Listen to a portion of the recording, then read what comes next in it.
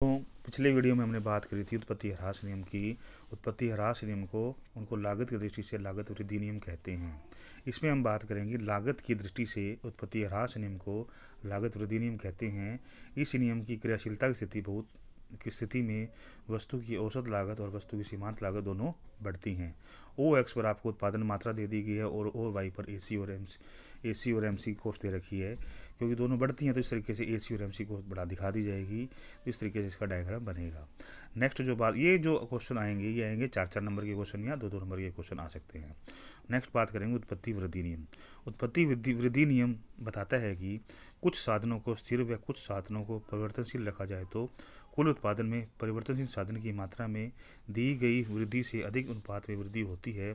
इस नियम की स्थिति में सीमांत उत्पादन बढ़ता है तथा कुल उत्पादन बढ़ती गति से बढ़ता है। पहले इसमें जो टेबल दे रखी है, श्रम की इकाइयाँ 1, 2, 3, 4, 5, कुल उत्पादन 5, 12, 22, 34 और 49। सीमांत उत्पादन किस तरीके से निकालना है? पहले का 5, 12 में से 5 गए 7, 22 में से 12 गए 10, 34 में से ये गए अपने 34 में से 22 गए 12, 49 में से 34 गए 15। औसत उत्पादन इसमें निकाला देगा। पहले 1 में 5 का भाग देंगे 5 आएगा, 12 में 2 का भाग देंगे 6 आएगा, 22 में 3 का भाग देंगे 7.3, 34 में 4 का भाग देंगे 8.5 और 49 में 5 का भाग देंगे 9.9 आएगा। इस तरीके से इसका जो डायग्राम बनेगा वो भी इस तरीके से बनेगा। ओ एक्स वाई पर श्रम की इकाइयाँ, ओ वाई पर एम पी और ए पी दे रखी है और ए पी और एम पी क्या होगी, ऊपर की तरफ जाएंगे बढ़ते हुए। ठीक है। इस नियम के लागू होने का नंबर 1, आंतरिक व्यापारी बस्तें या मितव्ययता होती है। दूसरा, साधनों की अविभाजिता। उसके बाद नेक्स्ट जो हम बात करते हैं वो बात करेंगे लागत की दृष्टि से उत्पत्ति वृद्धि नियम। आप देख रहे हो स्क्रीन पर, लागत की दृष्टि से उत्पत्ति वृद्धि नियम को लागत ह्रास नियम भी कहते हैं। इस नियम की क्रियाशीलता की स्थिति में औसत लागत व सीमांत लागत दोनों घटती हैं। आप देखो डायग्राम जो बनेगा इस तरीके से बनेगा।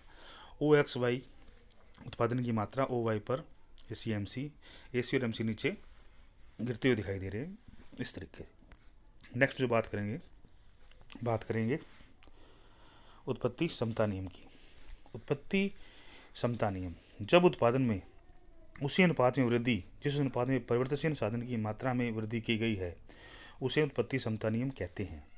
इस नियम की स्थिति में सीमांत उत्पादन व औसत उत्पादन दोनों बराबर एवं स्थिर रहते हैं। कुल उत्पादन एक समान गति से बढ़ता है। उदाहरण के तौर पर बात करेंगे श्रम की इकाइयाँ 1, 2, 3, 4, 5। टीपी में आपको दे रखा है 10, 20, 30, 40, 50। एमपी निकालेंगे 20 में से 10 गए 10, 30 में से 20 गए 10, 40 में 30 गए 10, 50 में 40 गए 10। और एपी निकालने के लिए टीपी का श्रम की इकाइयों से भाग देंगे तो भी 10-10 आएगा। तो इसलिए आपकी एमपी बराबर एपी दोनों बराबर होंगी।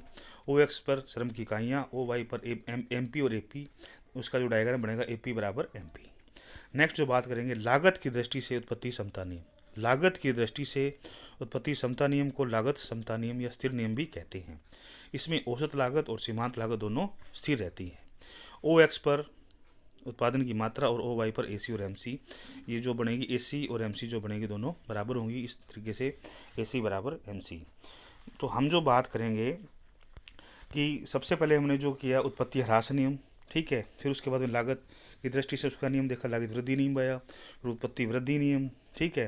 फिर उसके बाद में लागत की दृष्टि से उत्पत्ति वृद्धि नियम, उसके बाद में उत्पत्ति समता नियम और लागत की दृष्टि से उत्पत्ति समता नियम। इस तरीके से जो उत्पत्ति के जो नियम है उसमें ये जो मैंने बताया था कि आपको जो पिछले वीडियो में मैंने आपको बताया, हमने पिछले वीडियो में जो हमने बात करी थी कि अल्पकालीन उत्पादन फलन और दीर्घकालीन उत्पादन फलन है। तो अल्पकालीन उत्पादन फलन में उत्पत्ति के नियम हैं।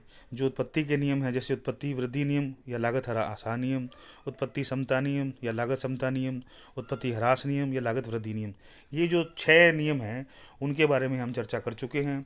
दूसरा है दीर्घकालीन उत्पादन फलन या पैमाने के प्रतिफल, ये कम इम्पोर्टेंट है, इसके बारे में बाद में बात करेंगे। तो पहले हमने जो आज जो बात करी है वो जो हमने बात करी है उत्पत्ति के नियम या उत्पत्ति समता नियम के बारे में हमने बात करी है, ठीक है।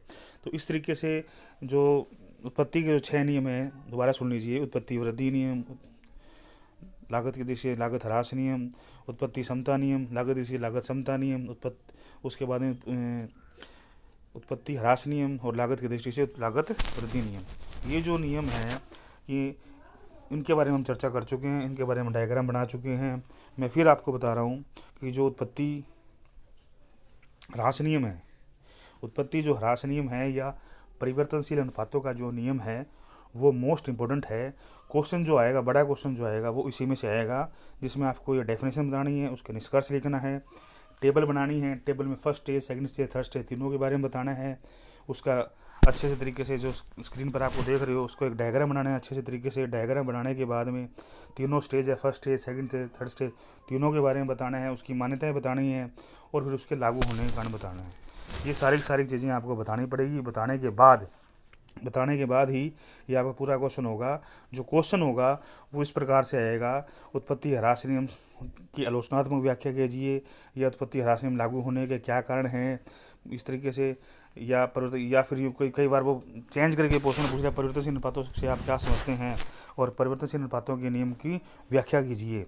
या फिर आपसे ये पूछ लेता है परिवर्तनशील अनुपातों के नियम की आलोचनात्मक व्याख्या कीजिए। जिसमें आपको डेफिनेशन देनी है, निष्कर्ष बताना है, टेबल बनानी है, डायग्राम बनाना है, first stage, second stage, third stage, तीनों स्टेज के बारे में आपको बताना है। उसके बाद हमने जो वीडियो बनाया था, जो हमने आपसे बात करी थी, वो बात करी थी जो नियम बताए थे मैंने आपको, जिसमें आपको उत्पत्ति ह्रास नियम को लागत की दृष्टि से लागत वृद्धि नियम कहते हैं, ये शॉर्ट में आ सकता है। और उत्पत्ति वृद्धि नियम है, उसके बारे में ये भी शॉर्ट में आ सकता है। और लागत दृष्टि उत्पत्ति वृद्धि नियम ये शॉर्ट में 4 नंबर में पूछा जा सकता है। और लास्ट में आता है उत्पत्ति समता नियम। उत्पत्ति समता नियम और के बारे में आपको डायग्राम बनाना पड़ेगा, टेबल बना के दिखानी पड़ेगी। उसके लागत की दृष्टि से उत्पत्ति समता नियम, उसके बारे में आपको बताना पड़ेगा। तो इस तरीके से आपको ये डायग्राम बनाने हैं। जितने ज़्यादा डायग्राम आप बनाओगे, उतना ज़्यादा डायग्राम बनाओगे, उतने जितने सुंदर बनाओगे उतने ही आपके अच्छे नंबर आएंगे। धन्यवाद।